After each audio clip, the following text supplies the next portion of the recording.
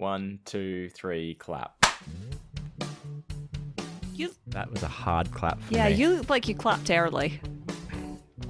No, just weird. Hi, and welcome to Hey Buddy Nice Podcast. Over there in Scotland, trying to only think about the good times. That's Brogan Hastings. And over there making us all think about the bad times, it's Wayne Giovinazzi. It's what I It's do. what People you just do. look at me and think bad times. You just They're have like, bad that guy's time bad vibe times. energy. Yeah, vibe energy. There's a fuel company. What do you call it? Like, you know, Shell, Yeah. like Shell or BP, right? Oil company. And it's called Vibe. Ooh. Yeah, I guess. And it's called Vibe. And I always make the joke in my head, I really like the vibe of that place.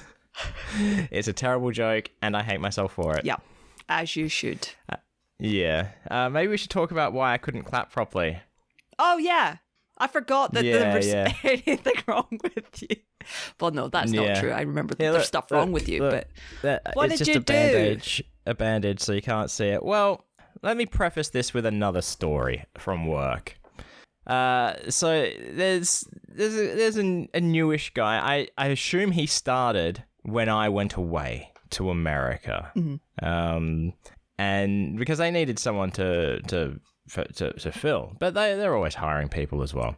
So he's been there about a month, and I have to ask you, Brogan. You've worked at the bookstore with the cafe, Mm-hmm. so I guess you may have like done sort of like kitchen handy work, like doing the dishes and stuff like that, or not at all. Kind of. Okay. I mean, it's one Well, of the big let's see. reasons why I left, apart from the fact that I got like a Yeah. non-retail job. Yeah. Well, let's see if you can work this out with just common sense, right? So let's say you're doing dishes, like scrubbing pots and pans and stuff like can that. I make a guess washing. now? You put your hand in the sink and cut it on a knife? Well, that's what I was going to ask. What do you think is the number one rule for washing knives? Don't just leave them in the Big sink. ass chef. Yes, don't leave them in the fucking sink. Uh-huh. Now, so this guy, he washed a bunch of stuff, put it in like the rinsing, because like there's the soapy water sink, then a rinsing sink. Yep. Which at this time of night, I just leave empty because it's easier just to spray stuff to get things done quick, because Yeah. you got like really dirty stuff that you need to like spray out before washing. So I had like tongs and scoops and pans and a big ass fucking knife. And I got my hands in there going rumble, rumble, rumble, just to try and pick everything up. And then I feel something across the top of my tip of my finger. And I see it and I go, why is there, like, he's standing right next to me. I was like, why is there a fucking knife in here? And I look at him and he just looks at me and sort of like, dumbass look. I'm like, the fuck are you doing, man? It only cut through like the first 3 layers of skin. Yeah. Nothing bad. No blood. Nothing. All good. Next day at work. I've told my brother about this as well, John, about this event. The next day at work, I have been injured. And when I tell him, his first reaction is, did some cunt leave a knife in the sink again? And a few people said that. But thankfully, no, that's not what it was. Well, actually, no, not thankfully. I was gonna Because I've say- been injured. Not like, it's not like a cool thing like a knife or a cut or a stab. I was injured by a bench.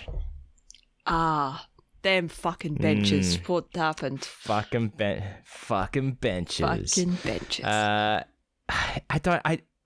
investigated it since, and I can't work out how I've done it. But like I was like working really quick because I wanted to get the hell out of there. Because at the end of the night, you scrub down the bench, you wipe it, squeegee it, and then you wipe it down with a tea towel. I'm up to the tea towel stage, so I'm like stretching out the tea towel, doing big motions with my hand. And I think there's like 2 little benches sort of pushed together with like, I don't know, maybe like powder coated metal or plastic. Okay. Because whatever it is, it's glued on, and it's not sharp at all. Sure, there's some corners there, and it's a little tiny bit raised, but I've like whacked it with my finger, and it has just chopped like into the corner of my finger, and it's still got the fleshy part flapping on it, and the nail is attached to it still, And yeah, it's not good. It hurt. Like, it's okay at the moment. Can I it say? Hurts from time to time if I touch it. This is me saying, I really, really understand how you feel, because I slipped in the shower yesterday and whacked my toe off the sink plug, which again, not sharp, but dunted it at just the right angle to blood everywhere. Yeah. I still have a plaster on that toe. It's like you have to be going at such a speed at a blunt object for it to be able to cut into you. Yeah. Oh. At first, when I did it, I looked down and saw blood. I was like, what the fuck? How have I injured myself on a bench? So I go get some paper towel, hold it on, and then like it's getting saturated with blood. Ooh. And I'm like, what the hell? This isn't good. How bad is this? And I take away the paper towel, and it's like, the thing I used to do at game with Stephen Money is if I got a little cut or something, I would make it talk to him. Like, I'd go like, hello, Stephen Money. Just like making it look like a mouth talking. Yeah. This was like a fucking Muppet mouth, the amount it moved. It would open up. It was like, not good. No. And no. And there's a guy there, Lockie, who I work with. He works in the pizza section. He's basically the guy I'm replacing in pizzas when he leaves. And our relationship is he would only refer to me as John's brother. Mm-hmm. And as at first it was because he didn't know my name. And now it's sort of stuck around it like that. Mm-hmm. So we I'm going to start referring to you as John's brother. Yeah, just do that, yeah. There's some light ribbing, I guess, if Letterkenny would call it chirping. Yeah. So like, friendly banter. Mm-hmm. There you go. And so I've had this injury. He's come over and sort of like given it to me a little bit, and I'm like, yeah, no, I'm injured. And it's like, oh, it's not that bad. And it's like, no, it is. Take a look. And it's like, okay, lucky for you. 2 days ago, I redid my first aid certificate training. I was like, well, that is good, because he's an apprentice Sparky, an electrician. So that's why he's done it. Yeah. So he's helping me out, but like we're both still sort of like poking fun, making jokes, and but he's just redone his safety certificate, and the first Band-Aid he grabs, he's like touching the white sterile bit with his hands. Like, dude, what are you doing? And it's like, oh, you're going to be prissy about it then, are you? It's like, well, I don't want infection. Mm-hmm. And then we realized that we hadn't even put any like antiseptic on it. Yeah. So he was excited for that moment because that's going to hurt. Yeah, open wound, it's going to hurt. But it's fine. It wasn't that terrible. If it stings, it's doing something. Exactly. But then the boss came over as well because workplace injury, and he's taping it on he's taping my finger. Yeah. Whatever. I can't remember the details because I was going a little faint. Yeah. Because like injury. And I feel like my trauma response is still to be like a bit of a dick. Mm-hmm. So he's said something to me and I've said something back, which was, quite mean. Unfortunate. And he just stops and looks at me and I go, I'm sorry, man. I know you're trying to help me. It's just my default reaction. Mm-hmm. It's not on purpose. And then so the next not morning at work, because I start at like 4 or 4:30. The next day at work, I go in there and I say, hey man, just want to say thanks for helping me out yesterday, blah blah blah. And I feel like our relationship has changed a little now, because the rest of the night, like the ribbing had sort of died down a bit, and it almost became like positive banter towards each other. It was weird. I'm hoping by next shift that we work together it changes back, because it doesn't feel quite right. But big slicey, cutty, ripped openy, fingery thing. That's the only thing I can describe it. There's nothing you can do about it. Yeah. Like first thought is like, if this was somewhere else on the body, it would need like stitches to close up the wound. Yeah. But they just don't do that with fingers. It's like you just like put it together really tight and it will just heal back together. The fingers are resilient.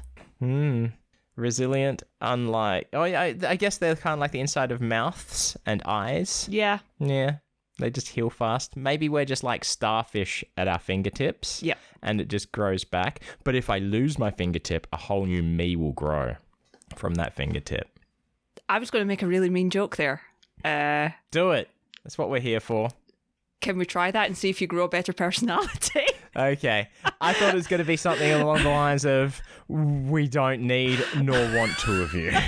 Oh, no. My instant reaction, I thought it was like I just assumed this was unspoken. One of you would have to die. Okay, yeah. But like, if you're thinking it can have a better personality, that's like it's like a child's mind. It has a childlike mind, like this new clone blank fresh? mind. Yeah. It's like, I don't think that would be the case. I feel like it would have to be kind of like, okay, I've watched a little bit of Rick and Morty recently as well. It'd be like clone Ricks, where they're all still assholes most of the time. Yeah. And then last night, I was just useless at work because I couldn't put my hands in water or anything like that because I can't get it wet. So I ended up doing prep. And this day, it was just peeling potatoes.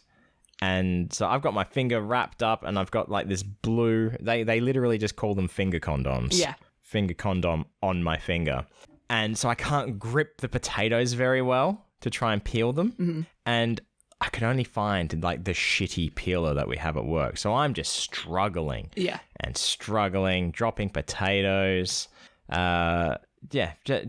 Just useless. I shouldn't have even been. I mean, like, obviously I should have been there because I mean, if you had taken a day off for a finger cut, Exactly. It would have looked weak. I really would have, like, are you fucking kidding me, Joe Manassi? Yeah. You know what worries me most about it is that the flappy part is going to turn necrotic and die. Mm. But it's still got a good attachment there, right? There's a good attachment because it's not like a thin sliver. It's a little bit more than a thin sliver. It's an uncomfortable amount. It's not a devastating amount. It's not a minor amount. So it's an uncomfortable amount. The flappy bit, if you keep it pressed down while it heals, it might reattach itself. It should just reattach, yeah. Like the blood has clotted like it together, which is a good sign. Yeah. So yeah. Hopefully you won't have to like peel it off, but because sometimes that's the worst. Yeah. But this isn't even the most embarrassing thing that's happened to me at work recently. Okay. My terrible injury. I was taking a delivery, rock up to the place, and the people are waiting in their garage with the garage door open, and they've got this cage in the garage, and there are two big white ducks in the cage. So I get there, and I'm like, hey, how you doing? They're like, hi. I gesture towards the ducks, and I say, what are their crimes? And then they just looked at me like I was an idiot. That's not an idiotic question. That would be my question too. Exactly. What are their crimes? Free them. Yeah, that was the most embarrassing thing. Is maybe I felt embarrassment for them for not like accepting that awesome joke about ducks locked in a cage. That's not a joke. It's a genuine question. What are their crimes? Exactly. What are those ducks' crimes? I need to know. I feel sorry because, like, are you falsely imprisoning ducks? Right. You should not be imprisoning ducks falsely or under correct pretenses. Exactly. Yep. What are they? Some kind of animal? I think not. Yep. Disgusting. But given the quack opportunity, maybe that duck would have killed a man. It's possible. Mm-hmm. I know that you were making a joke there, but it didn't deserve any acknowledgement whatsoever. Oh, I just like the word quackatunities. Mm-hmm. And if I had said given the opportunity, it would kill a man. That's also acceptable. Either or. Either or. Yeah, but are you saying, deep joke analysis, are you saying that as a joke, saying that the duck who is imprisoned would kill a man given the chance, and that's why it's not allowed out of prison? The quackatunities is the thing I wasn't acknowledging. Oh, no. Quackatunities is only funny because it's stupid. Right, okay. I wasn't acknowledging. Yeah, that was the... My brain turned off after you said quackatunities and went, We're not acknowledging this. The word quackatunities only exists because the word duckatunities was not silly enough. So it became quackatunities. Let's move on. Let's move on. Before we it's TV talk. Okay. And we're not talking. I don't think we're talking about the nanny, are we? I mean, we can. Okay, just making sure because I don't know where the. Okay, I can see the button just in case. Okay. But I've started watching something. I mean, actually, I think I'm through the whole first season of something. Ooh. Yellowstone. That I was told to watch. No, not Yellowstone. Tell me. So obviously I'm up to date on Bob's Burgers. Yeah. So what do you recall what the next thing was that I should watch? Is it League of Gentlemen? No. Aww. It's Gravity Falls. Oh. Yeah. Because you were also like, Wayne, you should watch Gravity Falls. I was very surprised that you hadn't watched Gravity Falls. Yeah, I enjoy it. It's really good. Yeah. It's really good. I mean, it didn't take me long for Disassociate, Louise, and see, I'm terrible with names at the moment. Mabel. Because it's Dipper and Mabel. Yeah. It wasn't hard for me to. I forget sometimes that it's the same voice actress until I hear them and go, oh yeah. Yeah, Kristen Shaw. Yeah. And what's his name? I think it's John Ritter's kid is the voice of Dipper. Oh. Yeah. I didn't know that. I never thought about that. Because I always just think, because Alex Hirsch, who writes the series, does like at least 2, if not 3 voices. Yes, yeah, he does. He does the triangle guy. Bill Cipher. Bill Cipher, yeah. He does Grunkle Stan, and he does Zeus. He does do Grunkle Stan, does he? Yeah. I didn't know. Oh, yeah. Okay. Because Grunkle Stan almost sounds like Justin Roiland, and that kind of worried me for a bit. Not. It's definitely Alex Hirsch, because I've seen him do. Yeah. And they've done an interview like years ago when I think it was a promo for the second series, where they were answering questions in the voices of their characters, and he definitely done one as Grunkle Stan. Yeah, Grunkle Stan's pretty great. I love him. I like Seuss as well. Seuss is great. Seuss says some like, I like it when he has moments of clarity. Yeah. Like there's one episode, it's like, oh wow, that truck almost ran over my head. I could have died. And then there's this look on his face. He's like, wow, like he seriously considered what just happened. And then there's other times where he's just such a dumbass. Yeah. Have you met his grandma? Yeah, I can't remember if she's in the first or the second season. Yes.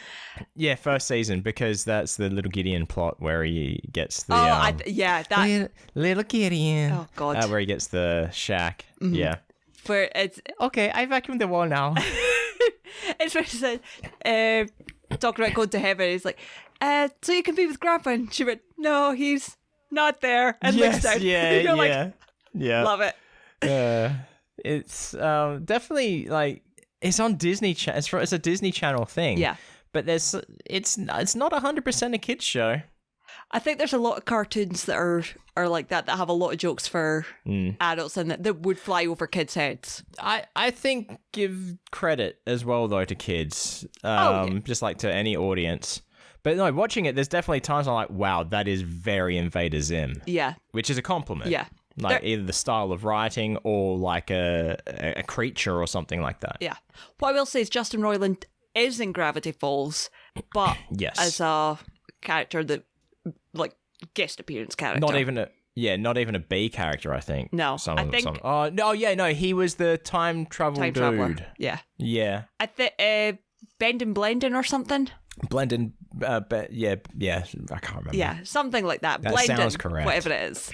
Yeah. I think he's maybe only in 2 or 3 episodes. Blended. Yeah. Yeah. I think he shows up in another episode in season 2 by the look of my IMDb skills.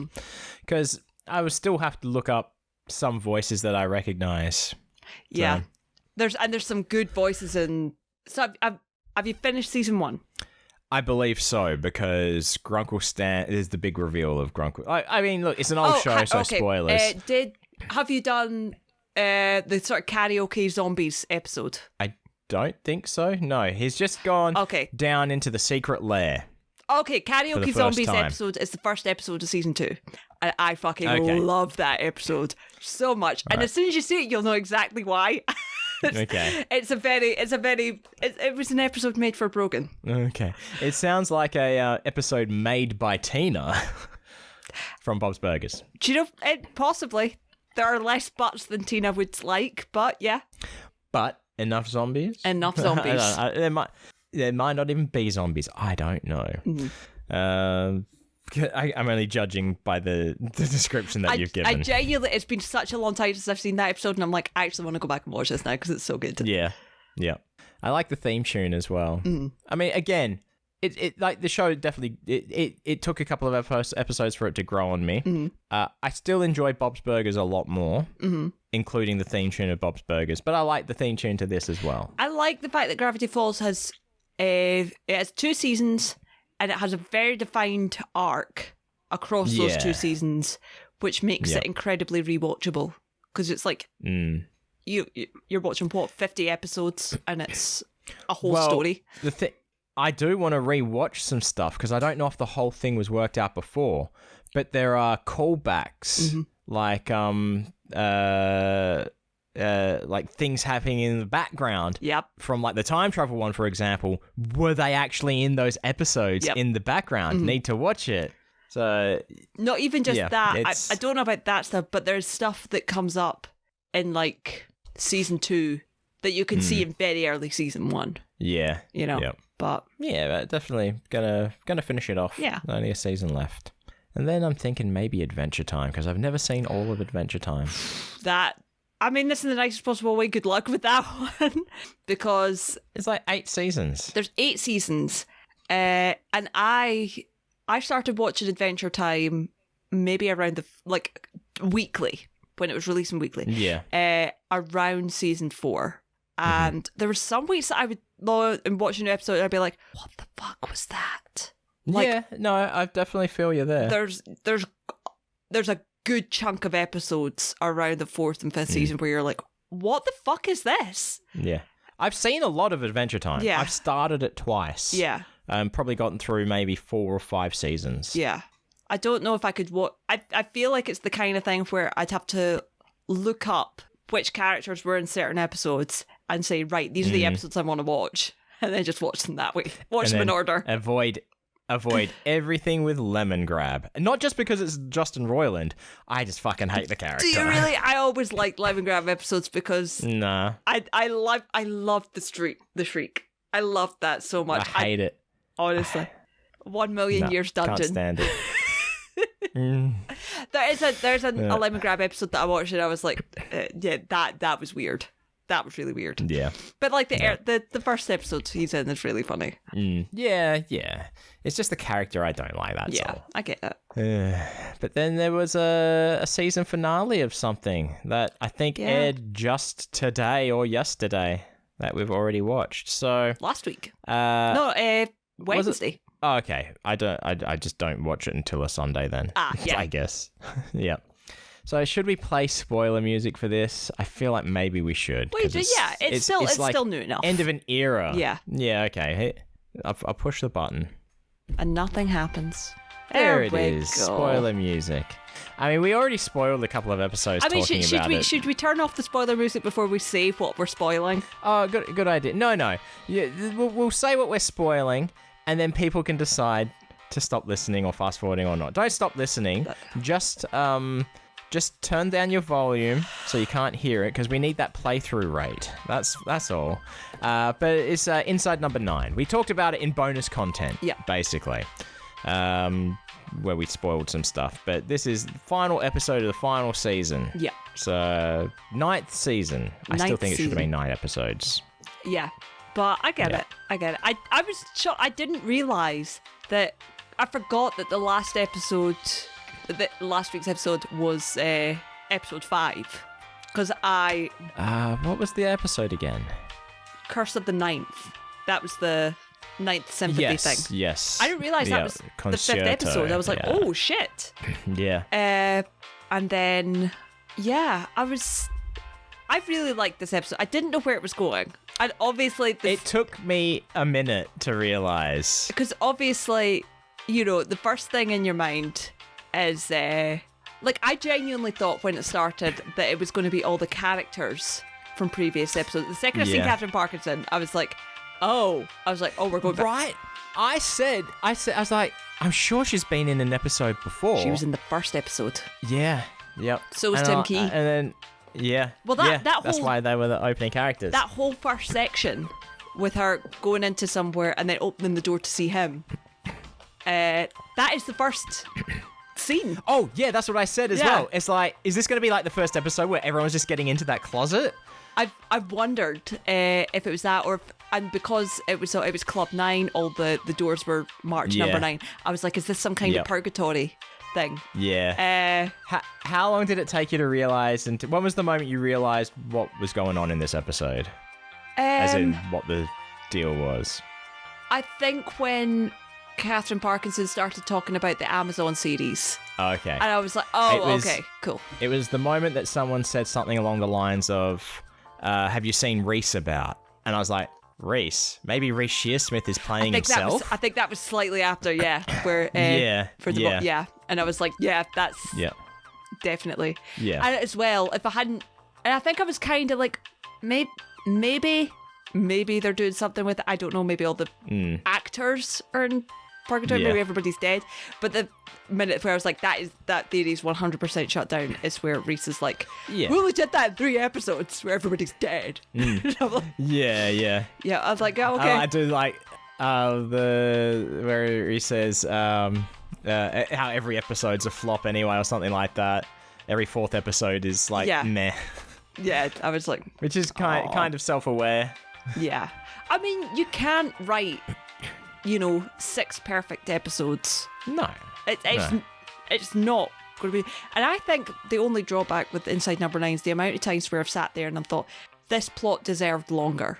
This plot deserved more than half an hour. Yeah. Some of them are just perfect for half an hour. Some of them I'm like, I still think one of the best episodes is Riddled the Sphinx.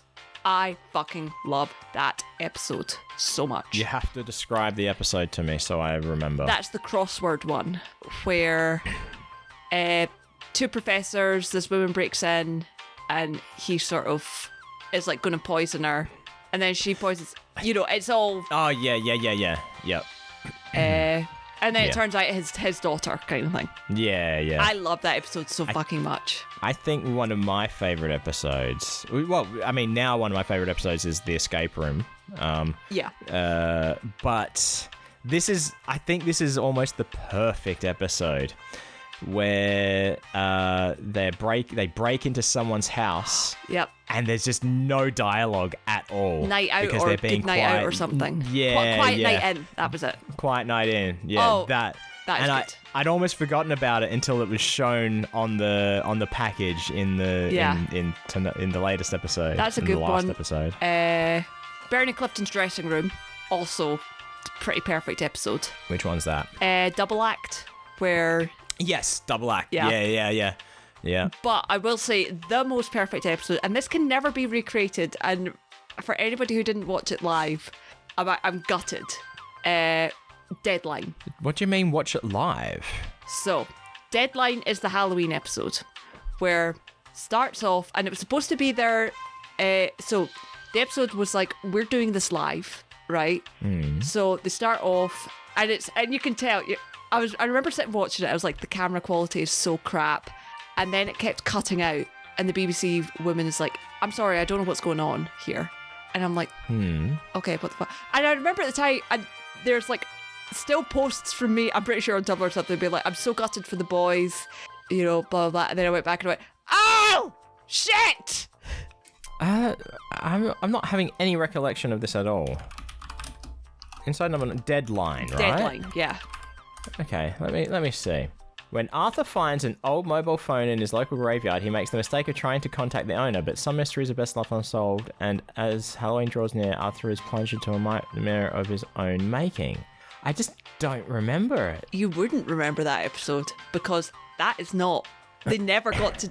So essentially, it was like, something's wrong with the broadcast, so it's like the studio is haunted.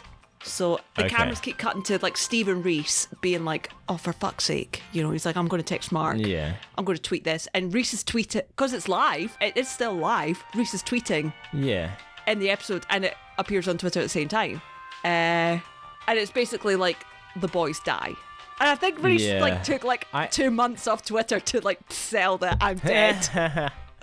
I'm kind of remembering it, like reading the synopsis on It was so good. Wikipedia. Because I remember at the time, and the reason that made me think of this is because they were like, look, this stream isn't working, we're going to play a rerun. And it was A Quiet Night In. And, you know, that kept fucking up as well and being like haunted and stuff. Yeah. It was so good.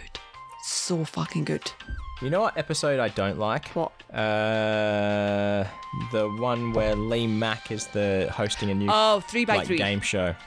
Yeah. Because that wasn't supposed to be the episode. That was. What do you mean it wasn't supposed to be the episode? That was originally. That was the bus episode. Oh yes, yeah. That's. But that is exactly the kind of game show that would happen in the UK. Yeah. Oh, with people's heads exploding. Not with people's heads exploding, obviously, but you know, Lee Mack hosting that kind of quiz show. Oh yeah, absolutely. Do you know when it aired? If they advertise it as Inside Number 9, or did they advertise it as a new show 3x3? Because that's what they should have done. The titles for Inside Number 9 did not play.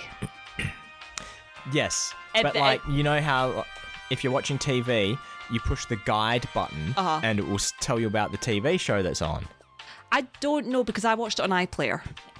And I remember thinking, what the fuck is this? This is not... Where's the bus episode? You'll have to later on go to iPlayer and see what its description is, what the episode description is. Yeah.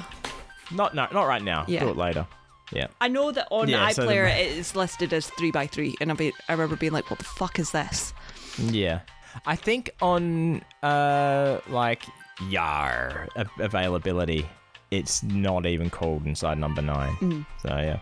But yeah, I didn't like it that much. I quite liked it. It was very quick to the point. I mean, like, I knew it was Inside Number 9. And I was trying to work out too early what the fuck was going on. Like when the dad gets sort of taken out of the competition, I'm like, oh, okay, so they're going to like murder him on live TV or something. Is that what's going to happen? Blah, blah, blah, blah, blah. Because like the way that the parents were, the mother and daughter were talking, it's like, yeah, we've thought about it and we think this is the right decision to do. And it just sounded like something terrible was going to happen. Instead, it was just telekinetics. No, telekinesis? Telepathy. Well, telepathy. Yeah. And telekinesis, because like I guess head the kid exploding. moved the mother's head particles. Yeah. Head particles. Yep. It sounds like a band name. We are head particles. Yeah, that was... I quite enjoyed that because I like episodes like that because it felt reminiscent of the idea of Deadline. Yeah. Yeah, there's been so many good episodes for it. And I think even Sardines. I loved Sardines, which is the very, very first episode. That is a perfect 30 minutes. It's a good introduction. It's a perfect introduction. To what the whole thing's going to be. Yeah. So, yeah. I think one of my favourites as well is I get it confused with another episode. I keep thinking the title is Death Be Not Proud, but Death Be Not Proud is the Psychoville episode. But it's the Psychoville characters? Yeah. Is that it? Yeah. But the episode I'm actually thinking of is the one with Derek Jacobi, where he's like the judge and he's trying to make a deal with the devil. And then Steve's in the lift and then Reese gets in and is like, actually, I'm much worse than him, kind of thing. Yeah. I thought that was a really good episode. Yeah. Now, I know the bad murder character and the mother were in an episode. Yeah. Was Mr. Jelly in an episode? I think Mr. Jelly was in that episode. I think he made an appearance. In that same episode. I think he made an appearance, that must be what it is. Yeah. Because I think that was like the unofficial Psychoville wrap-up, which makes me sad. Yeah. Psychoville deserved Do you better. think that they're actually going to do Plodding Around? Plodding on? I don't think so. Plodding on? Yeah, no. I don't think so. Yeah. It'd be a weird one. Yeah. See, that's like, I mean from Reputation alone and Psychoville, they do a lot of weird characters and stuff like that. Yeah. That wasn't really what Inside Number 9 was about. It was more about real characters. Yes. More realistic characters. Yeah. I mean, they've done two series, as in they've done League of Gentlemen and they've done Psychoville with just bonkers fucking characters.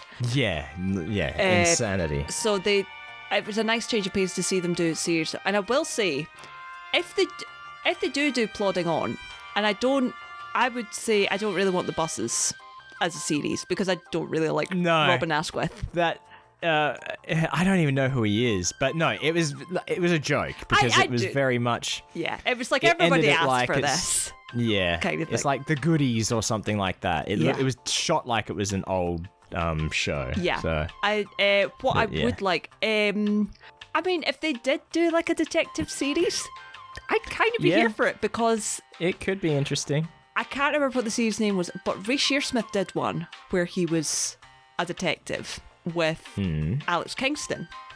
And I'm not a big Alex Kingston fan, but I really, really liked that series. Yeah. And I wish I could Alex Kingston. Uh-huh.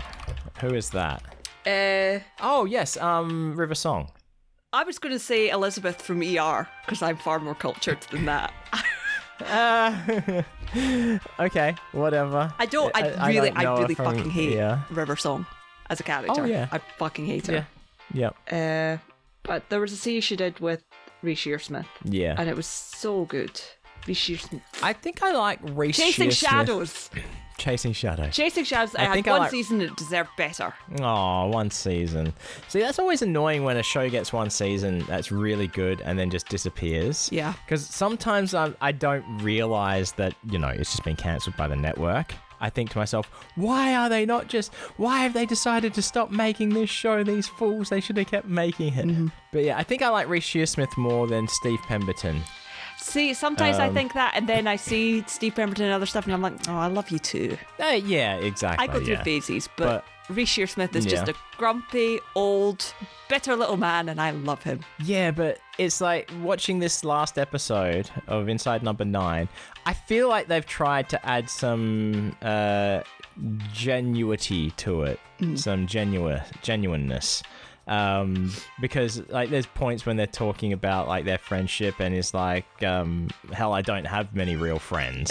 That scene I love you, Reece, but I kind of believe that. Yeah, exactly. Okay, let me clarify. I believe that Reece thinks that. Yeah, probably. Yeah. I mean, I agree with that though. Well, Reece has been been doing bigger projects as well because he was in See How They Run as well. So he's been doing like. I don't know what that is. So that was a detective film. I've still not seen it, but I remember seeing the trailer for it. But there were some big names in that. So it should be called Will You See How It Runs? I do keep meaning to see it. I just never got a chance to go to the cinema with it. And I'm like, but I think I remember Disney you talking Plus. to me about it. Oh, okay. See How We Run? See How They Run or something, yeah. See How They Run. All right. I'll just Google Reece Shearsmith. That's the easy way.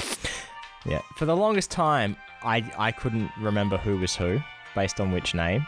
Oh. And then I remembered first who Steve Pemberton was. Yeah. And that was probably 4 years ago I worked it out. Mm-hmm. Do you know what? I will say I love how they got Mark in the episode.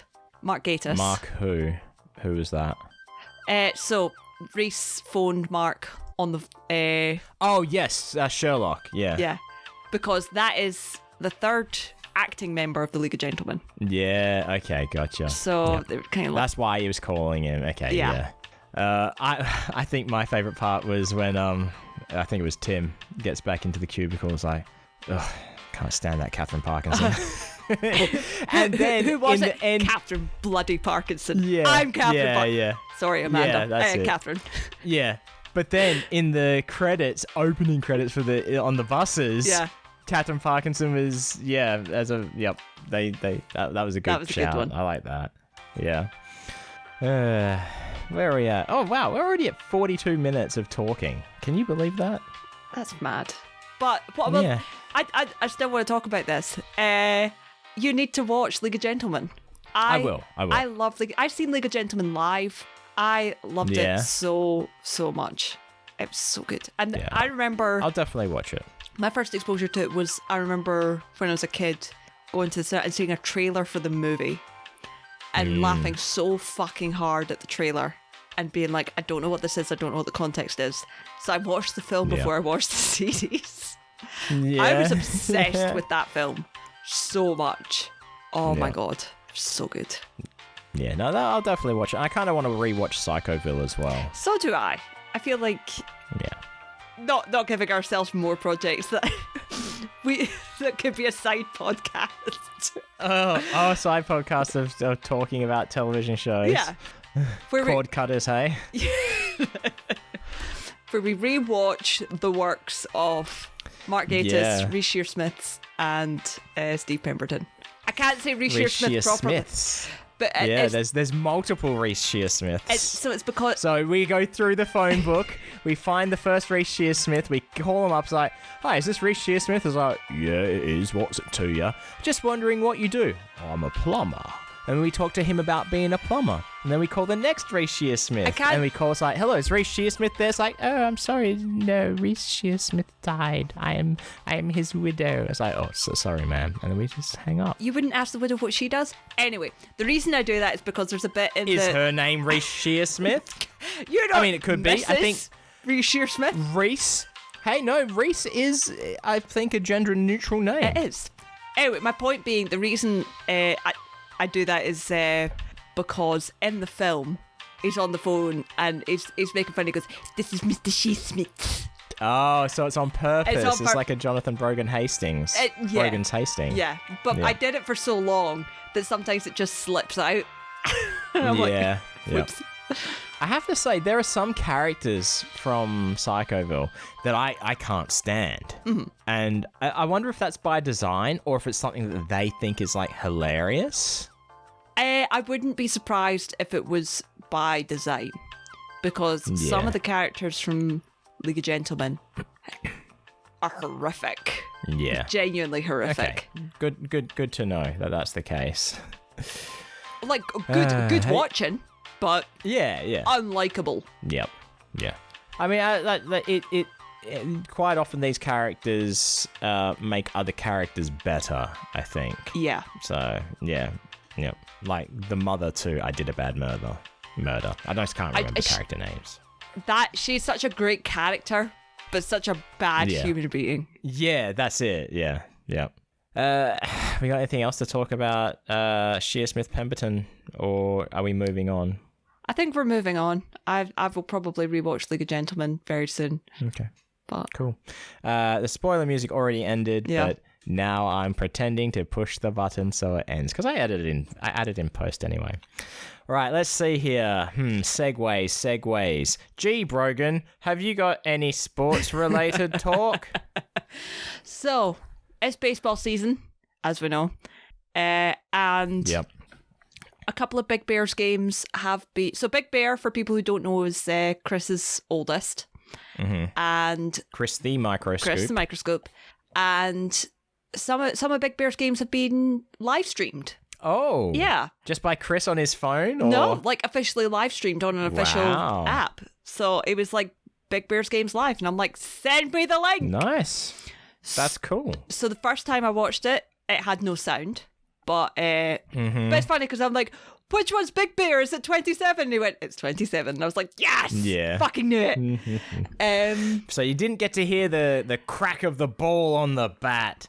That's like the best part of baseball, the best is hearing part, that sound. The best part of these games is hearing Chris go full country and go, yes, sir! Yeah, boy!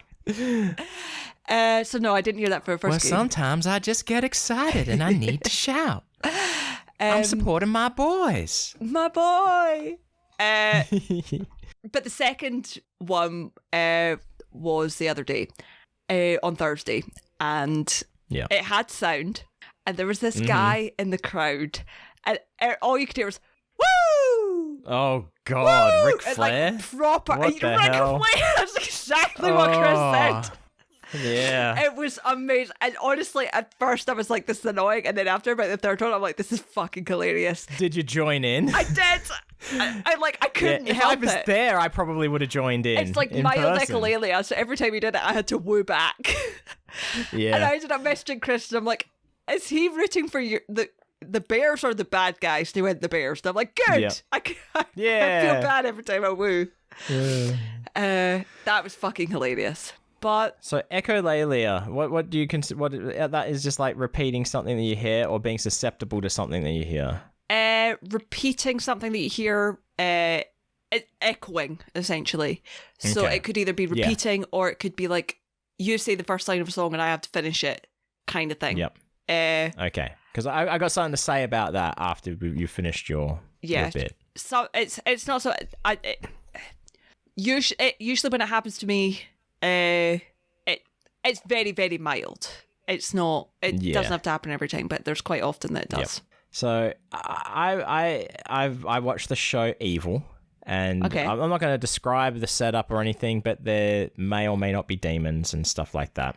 And this episode was about someone losing their words. Okay. Right? So, for example, they're like a reporter, and they're reporting from the scene, and then they just start talking gibberish. And the trio go to investigate, and then it starts happening to them as well. Like, they're starting to think it was like contagious. Yeah. In the story, it was a demon that like feeds on people's words and takes from them and gets big and fat. I've been having trouble finding words.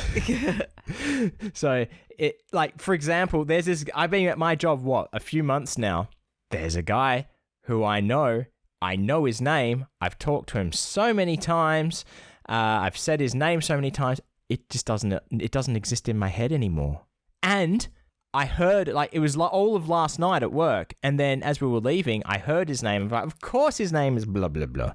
And then within 10 minutes, it was gone again. Wow. So I think my brain is either dying or it has like mirroring things going on. It's information that is easily shoved out of your brain. It's not saving in the right place. Yeah. Well, no, that would be, it'd almost be like if I forgot your name after knowing you for 3 months. It's weird.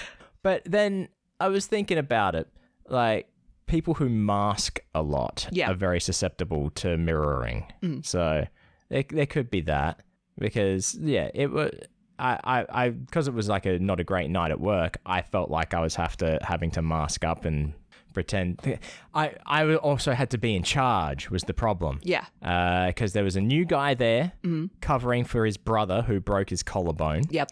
There was guy who decided to leave knife in sink. Oh, yeah. There was French guy, Winnie, who usually runs stuff. Cool. Go Winnie. I love Winnie.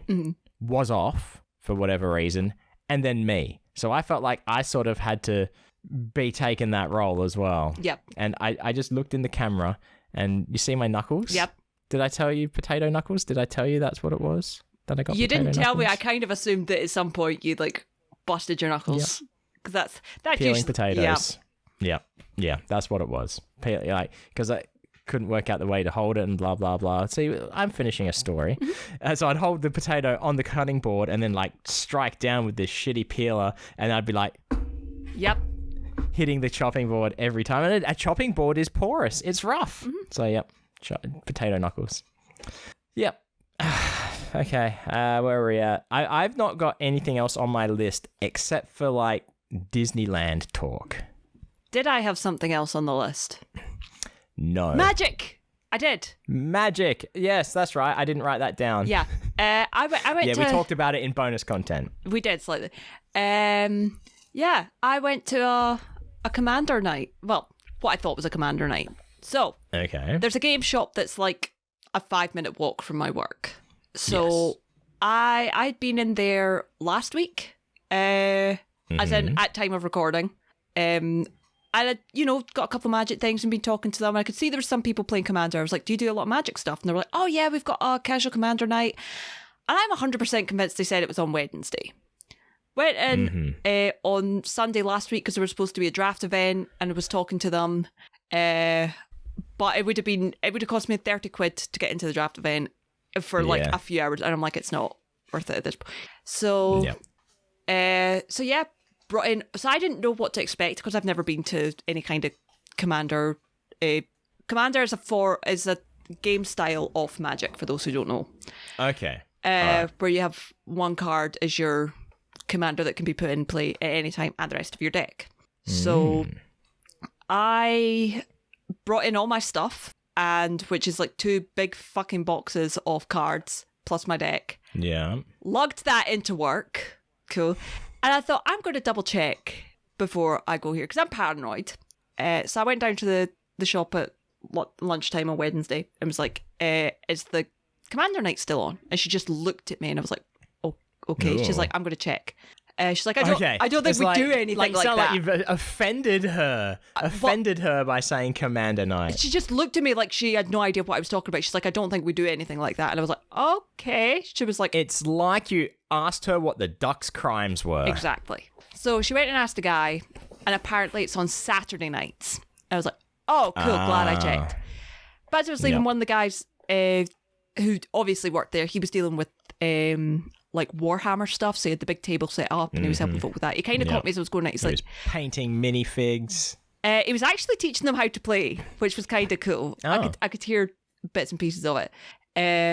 But he was like, we've got the thing on Saturdays, but we've usually got guys coming in. They're playing Commander just now, and he shouted over to one of the guys like, I take it it's Commander you're playing. He was like, yeah. He's like, I'll be here all day.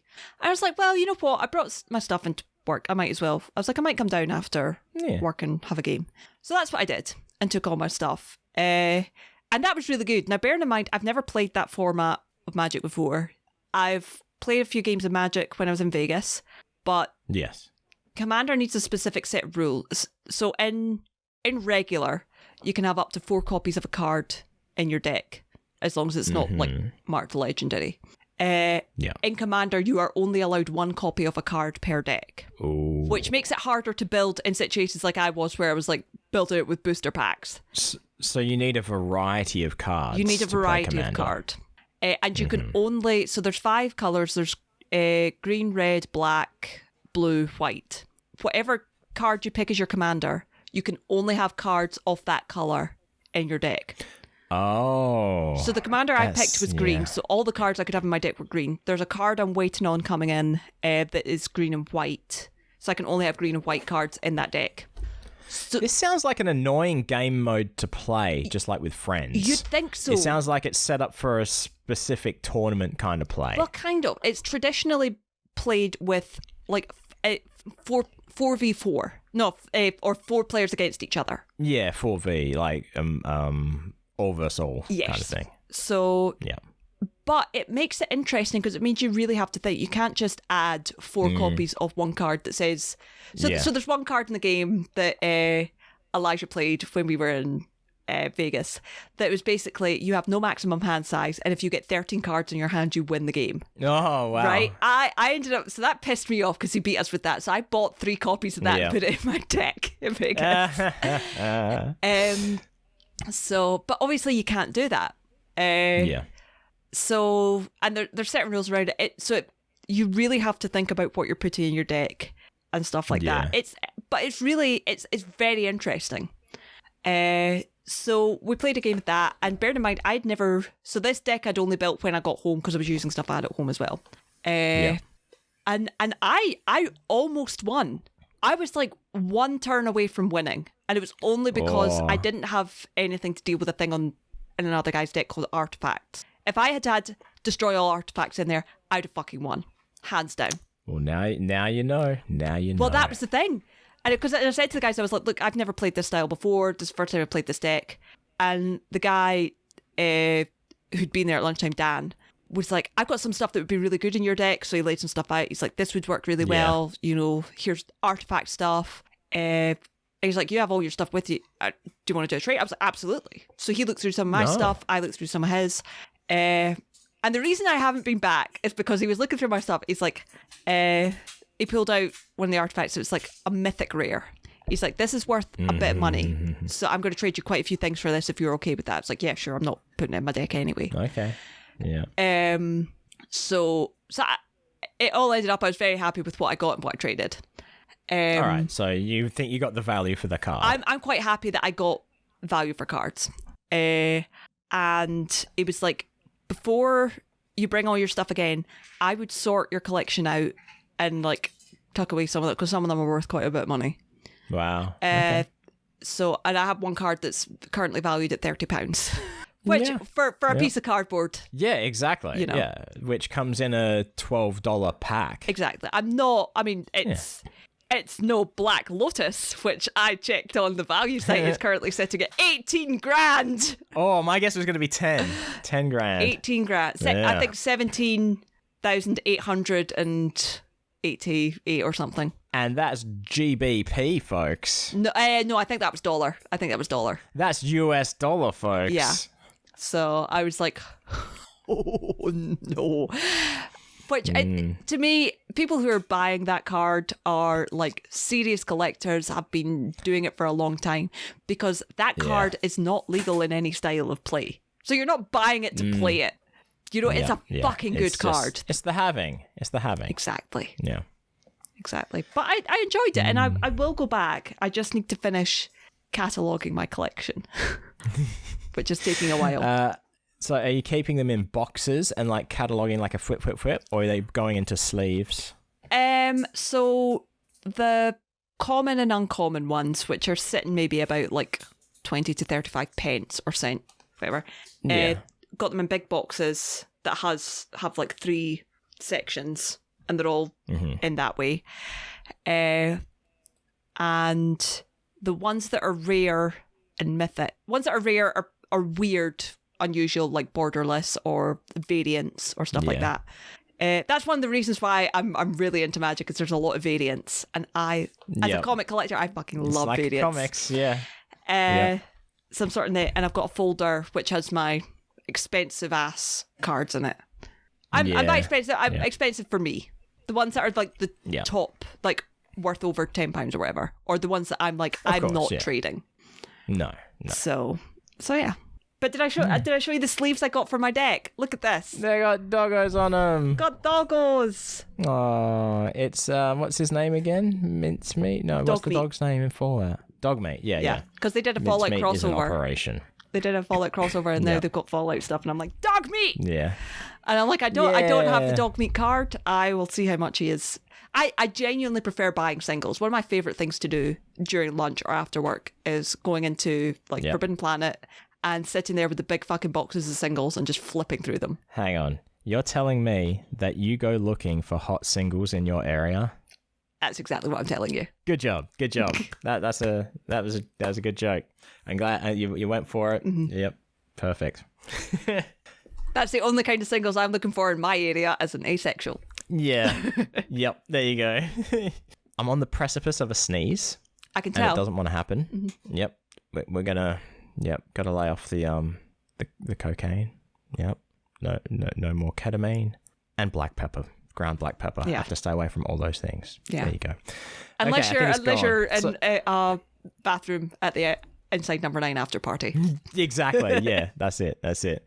When I was watching that though, I was like when she was like cutting up the lines, like hers was a lot smaller than the one she did for him, and then he didn't even take it anyway. Yeah. It bothered me that it bothered me from an acting sense. It's like, that's just bad prop work. That's bad prop handling. Yeah, I didn't even notice. But let's be honest, the real winner in that situation would be Anne Reid. Yes, yeah, that's right.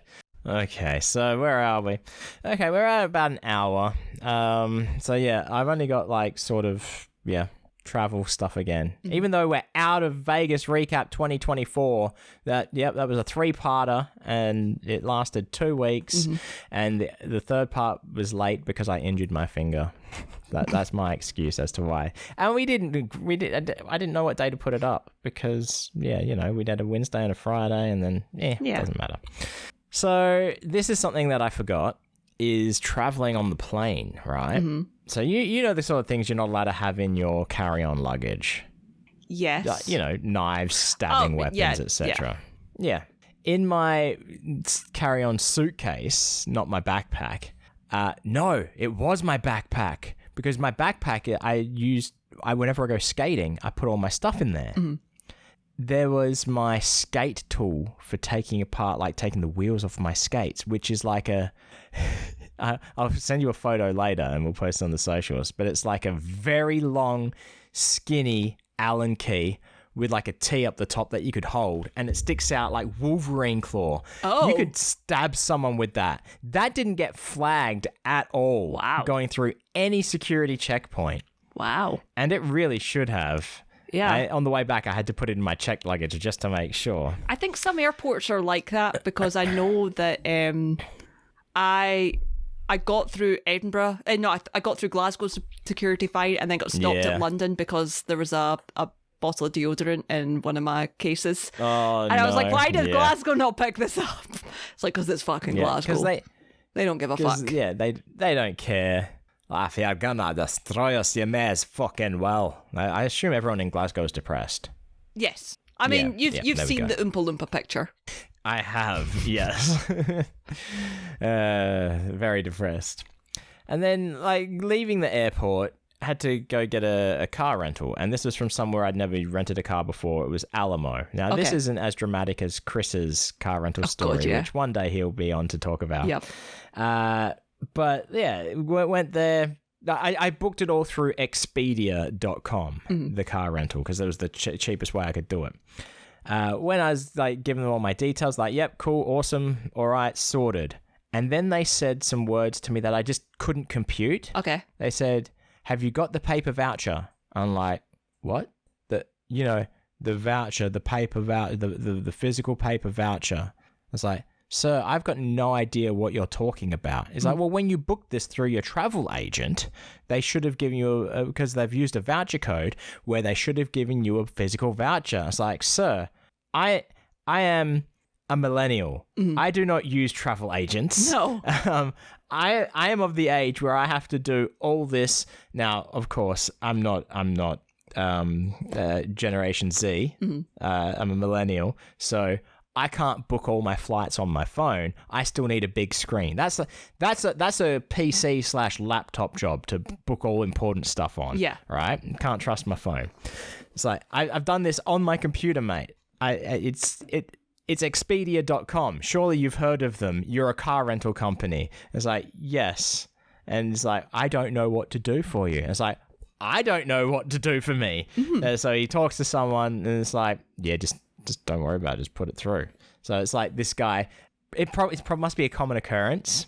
Yeah. But it's so weird that it happened. And I was getting ready to just like be like, I don't know what to do in this situation. It surprises me that they wouldn't. For this outcome. It surprises me that they wouldn't be like, oh, if you don't have a paper voucher, do you have like an email confirmation kind of thing? I showed them the email confirmation and everything. Wow. And it just meant nothing to this guy. It's like, I think he was just waiting for a manager to come along to say, yeah, just put it through. Probably. It sounds like the kind of thing for somebody who hasn't been there that long. And has maybe put something through that they shouldn't have done in the past. Yes. And then been reprimanded. Yeah. And it's like, I think this is fine. I need somebody with more authority to tell me that. Yeah. Yeah. So, of course, driving from the airport to Anaheim for Disneyland. Got there, like, unloaded the car and everything. And then it was time for something to eat, something for dinner. There's a Taco Bell right around the corner. Ooh. Also, while we're on the subject of Taco Bell, Felamid, I don't know if you listen to this. Felamid has been dropping in on my streams lately, like video game streams, playing Valheim. And Felamid, he seems to know a lot about Valheim, giving tips and tricks, things that should be done. I mentioned Taco Bell last stream, and he said, oh, I don't like Taco Bell since they started putting dirt in their food. And I'm like, what? Please explain? And he's like, well, they use it as filler. What else could give it that gritty taste? I'm like, okay, buddy, you don't know for fact that dirt has gone in Taco Bell. You're just assuming that is best case scenario. See, I'm more of an optimist. I'm a glass half full. It's not dirt, it's sawdust. That has to be what it is. The most unbelievable part of the story is you saying you're an optimist. Yeah, I know, right? Yeah. But I have to say this, all I can think is keep a little dirt under your pillow for the dirt man. What is keep a little dirt under your pillow for the dirt man?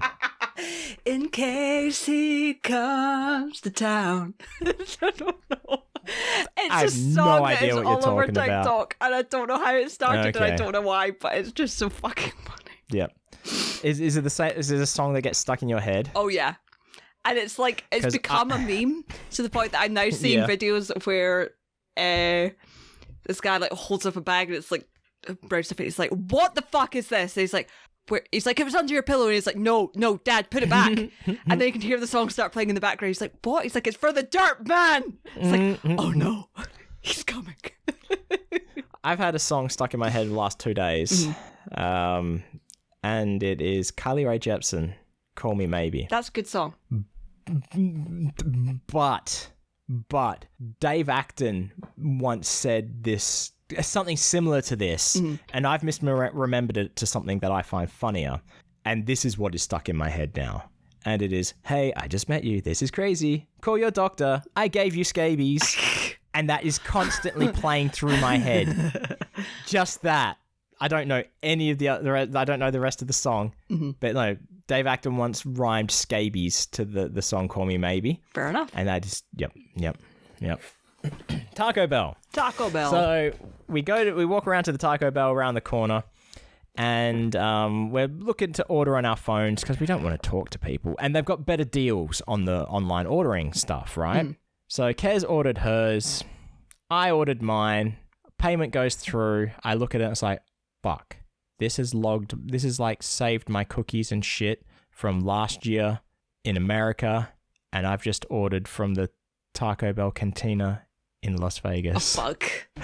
And you can't cancel the order. You can't change anything.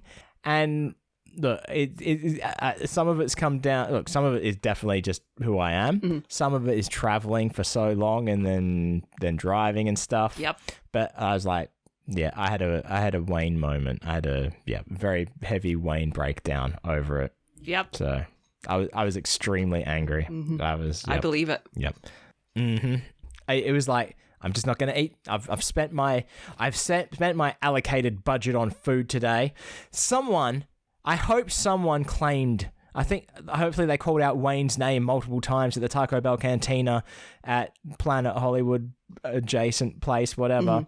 And then they were going, you know what? I'm going to be this Wayne guy. And I hope they claimed my food. Yeah, I really do. Someone deserves to have eaten it at least.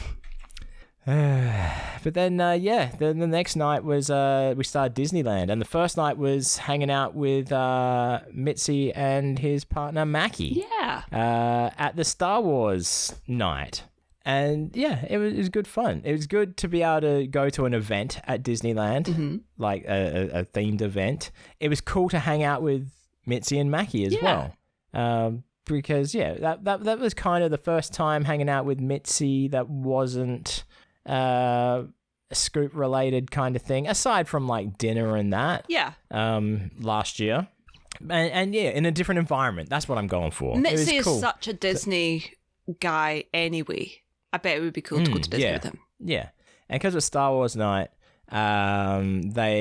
people dress up. Yeah. Right. And Mitzi was like ultimate pod racing fan. What like you expect. Pod racing NASCAR fan. Yeah. And he had like a NASCAR style pod racing jacket. He had stickers printed off to give to people as well in like the NASCAR sort of logo, but as pod racing. Cool. And Amy Sedaris' character in Mandalorian.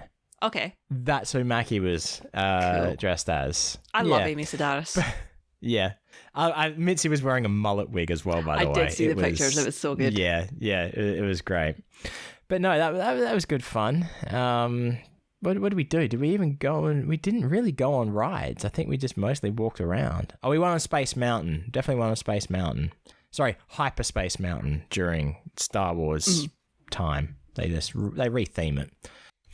And then, as we were leaving, I was like, oh, I'd like to take a look at the Magic Store, but like they were closed because they were closing for the night. And usually Disneyland, all the stores stay open for like an hour after they close the park. Yeah. Because, people need to spend money. Not the case on an event night because it was already like 2 a.m. or something like that. So anyway, next day or whatever next day we're there, a lot of people would have seen this already on Twitter and social media. But yeah, time to go to the Magic Store. So walk in. They've on the right hand wall. They've got this shelf with like magic books in it, right? So it's like, oh, card magic, blah blah blah. This. Oh, it's like, oh, cool. Steve Martin's book, Born Standing Up, makes sense. He used to work at the Magic Store in Disneyland, and checking it out, checking the price. So maybe I'd get that, but maybe a bit pricey. Turn around, and in the cabinet to the left was the fucking Piff comic book. Nice. And the whole Piff Magic book deluxe, and I'm looking around everywhere. There is so much fucking Piff stuff. And it turns out Vanishing Ink now run the Magic Store in... I'm not surprised. In Disneyland, yeah. But it was very weird because like this feels like important information that like maybe Piff should have told me. Like, hey, if you ever go to Disneyland, you may see your book in the magic shop. They probably don't think of it like that. It's like, oh yeah, that's just standard. It's like, not for me. Well, Piff was when I like send in the photos and that, he was like, yeah, it's pretty fucking cool, hey. So maybe he just knew that one day I would turn up to Disneyland because I've been multiple times. Don't get me wrong, that is a nice surprise to just see it there. Yeah. So yeah, it gives, I don't know, it's almost like I don't know what it'd be. Maybe it's an endorphin rush because it's not a feeling I'm familiar with. But yeah, it is a very strange feeling. It's like, such a deep sense of validation that no, yeah, I don't know what it is. The validation came afterwards, like because like it was sort of like an adrenaline high where you can't focus on certain things or do certain things. It was kind of like that because like I didn't want to talk to the people in the store, whereas Kaz was like, hey, that's my husband's book in there and stuff like that. And I'm sort of like not talking or anything. But then the next day showed up again or whatever it was where we showed up to Disneyland, the next day that we attended. I was like, because they give out bad buttons, they call them, the big round badges that you put on your jacket or whatever. Yeah, that say what you're there for. Yeah, it's like if you're celebrating. Visit. Yeah. Yeah, or it's my birthday. So I got one. I wanted to get one that's celebrating to say, that my book is in the Magic Store at Disneyland. So we walk into the Magic Store and say, hey, do you have the buttons? I was like, no, but like literally the store attached, like you can walk through a door and you're in. Yeah. Because all the stores are connected. So go in there, say, hey, there's like two older ladies, not like ancient, but maybe 50s or 60s, I guess. I was like, hey, do you have the buttons? So it's like, yeah, we do. What one do you want? I want like a celebrating one. It's like, oh, okay, what are you celebrating? It's like, my book is in the Magic Store over there. And they were like, what? Oh my God, that is amazing. Just wait. We have to go look at this right now. Show us this book. So, and then they talk to the guy who was in the Magic Store and they're like, open the cabinet. We want to look at the book. So looking at the book and then they're like, we have to get a photo. And like, took a photo. It's like, it's a whole, I know it's their, like, the job as Disney cast members is to like do that sort of thing, like make big deals out of stuff. But I've never been walking around Disneyland and really seen that sort of thing. So it felt kind of genuine as well. It's such a unique thing to be celebrating as well. That they're like, hey, wait, what? Yeah. A lot of people talk to me about it, like cast members, like just like getting food. It's like, what's that on your badge, on your button? It's like, that's cool, and stuff like that. It's like, yeah, interesting. Because I'm sure they're so used to just seeing the button that says, it's my birthday, and they're like, happy birthday. And then they're like, what the hell? I have to actually read what this says? Yeah. And a few people were like, wait, what does that mean? It's like, then I have to explain the whole Piff the Magic Dragon and then his book and then the deluxe edition of that book and then it coming with all this extra stuff. I should just say, look, you're a cast member. Go over there and look at it. And then you'll understand exactly what I'm saying. But yeah, I don't know how long it will last there. Only until the collector's deluxe edition of the Piff book are gone. Yeah. That's it, yeah. Well, I say that, like, yeah, Jade had some stuff to say. But I'm not going to talk about it now. But then, yeah, the guy in the magic store, he had been on Fool Us. Oh.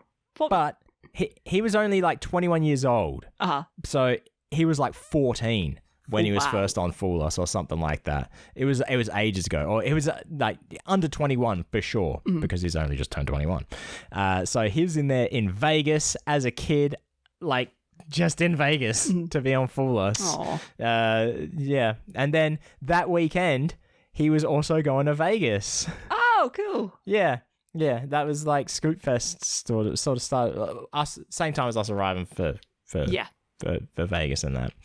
But yeah, it's good talking to him about stuff. It's I don't think they're used to like talking to people who are a little bit more in the know than like the general people walking into the store. So he seemed to enjoy the conversation, which was good as well. Cool. Saw some YouTube celebrities in Disneyland.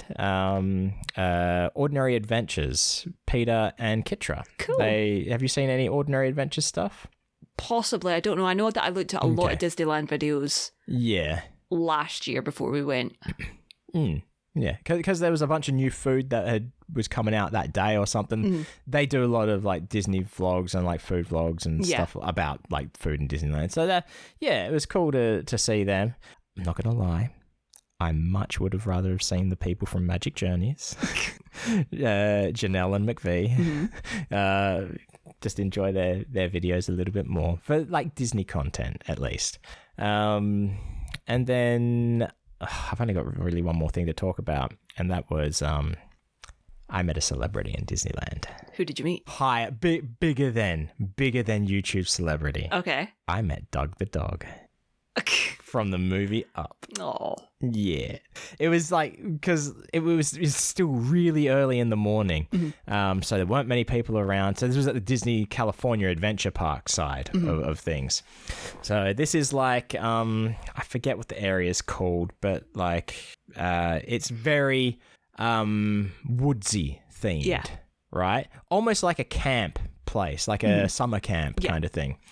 So walking around right next to the Grizzly River Rapid ride, whatever.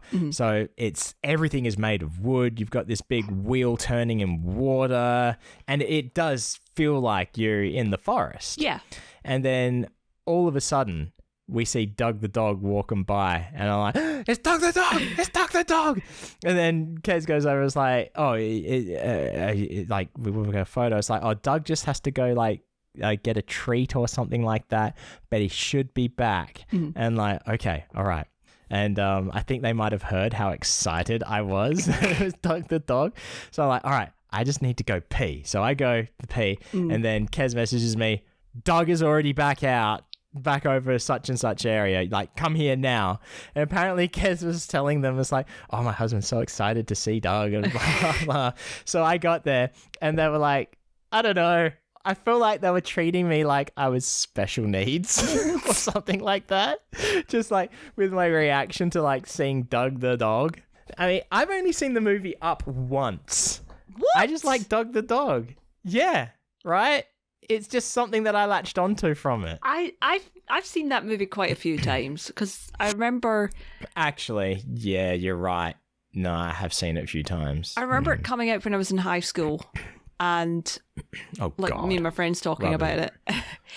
And it was one of the first ones that I bought, like, as a new, like, this film has just come out from Disney. First ones I bought on DVD or Blu-ray even, because that was still relatively new. See, I've seen it multiple times because while you were still in high school, I was working at a home electronics store called JB Hi-Fi, and Up had come out on DVD, and it was being played on the giant 80-inch television. Nice. There. So that's how I've seen it multiple times. Yeah. It's a good movie. But yeah, good old Doug. Like, first time I went to Disneyland in 2018, like, one of the things I bought was a plush Doug the dog. Nice. And he's got his cone on and everything. I remember when it came out, there was a sort of pop-up Disney store. It wasn't exactly pop-up, but it was kind of, because it was like, we don't know how long we're going to be here. Was it a Disney store experience, like a Willy Wonka experience? No, it was like a proper Disney store. And it was the kind of thing where they had a lot of stuff, but a lot of stuff was on sale all the time, because they're like, we might be closing down, we don't know. Yeah. But I think I bought everything that I seen that was Doug. I have a big Doug that talks. I've got a little Doug. Yeah. I got. That's cool. It's so cute. Yeah. I've got nothing else to talk about, Brogan. I think. No, I think it's over. I think it's over. I think we should. I think you should go and finish Gravity Falls, and then watch League of Gentlemen. Yeah. And then come back and tell me what you think. Right. I will. It's not going to happen within the next week, but it will happen. Yeah. I mean, sure, this episode is over, but hey, you can go to patreon.com/nicepodbud, and there is bonus content for this episode right now that you can listen to. We talk about stuff. You know, it's we talk about deep depressing stuff this week. Yeah, a little bit. We laugh about it. It's not the yeah. But you can do that. I mean, it's a great way to help support us with like costs of running our podcast. Like we just had domain name registration come out. Yeah. I mean, it was $40, but paid for thanks to supporters of the show. Absolutely, thank you so much. And you're not giving it to us for nothing. You get the bonus content. I put up title cards, episode notes, stuff like that. Look, there's even levels where we will send you stuff. And speaking of which, I think I should be sending stuff this month, shouldn't I? Yes. Sure, why not? Yeah. We'll say yes. I also think we've missed a month of reading names, but that will kick back in at the end of this month. Yeah. Yeah, just to make sure. We had a month off because it was because we were in Vegas. Yeah, it's not our fault. But it also means that it was time for us to get together, and we came back with content for you. Exactly. That's right. Yeah, content and stuff. But yeah, just check it out. If you want to support us financially, great. If you can't, look, listening every week, that's good for us as well. Just listening and telling everybody you know in the world about the show until they finally tell you to listen to Hey Buddy Nice Podcast. Yes. I'm still not sold on the full circle scheme. I don't quite understand it. Until you can come up with something better. I feel like it's the opposite of Ice Cream Social just for the sake of being the opposite of Ice Cream Social. You come up with something better and then you tell me. Okay. You'll notice that I don't perpetuate the full circle scheme. I mentioned it once and then let you talk about it. Yep, sure. Okay, if you would like to support the show in another fashion, how about write to us, admin@nicepodbud.com, or go to nicepodbud.com and there's a contact form and the suggestions box. We need suggestions in the suggestions box. Yeah. It could be like, hey, I think Brogan should say the word phlebotomy at least 3 times this episode. And you know what? I'll do it. Yeah, okay, there we go. I was going to say it probably won't happen. Yeah, well, no. For the right price of 1 letter. It should be the suggestion negotiation box. So depending on the suggestion, there could be some bartering going on. And what I will say is I'm checking social media less and less. So me too. Honestly, this is maybe starting to get to the only way you can speak to me. Yeah, yep. But yeah, send us like your art crimes. We love art crimes. We haven't done art talk in a while. We'll get back to that when art actually happens. But in having said that, I draw comics every week. At the moment I'm on Twitch drawing comics 3 times a week. Nice. I'll be tomorrow morning. Oh wait, that doesn't work because this is coming out in the future. Yeah. Never mind. Or if you got a time machine, go back to Monday morning 8 a.m. Australian Western Standard Time and watch me do my stream. You know what? I could just like put up the stream to watch later. No, I can't because of the music and stuff like that. But yeah, it's just twitch.tv/Wayne But you can follow us on all social media, I guess, at NicePodBud, and you can talk to Brogan directly if they see it at 7 Billion Needles. And you can talk to Wayne directly at Wayne Geo. And I will see it because my notifications go off all the time. Are you getting all these weird notifications on the NicePodBud Twitter? No. Oh, I'm like, it's all weird fucking political shit. I so turned off annoying. Notifications for that. I think I got it once. Out how to do that. I think I got it once where it's like breaking news, and I went, I don't care for that. That's what it is. All the breaking news. I don't care for I'll that. work out how to do that. Listeners, cheesebags, let me know how to do it because there's a good chance I would not have done it by next episode. Yeah. Anyway, thanks for stopping by and having a listen. As always, stay fresh, cheesebags.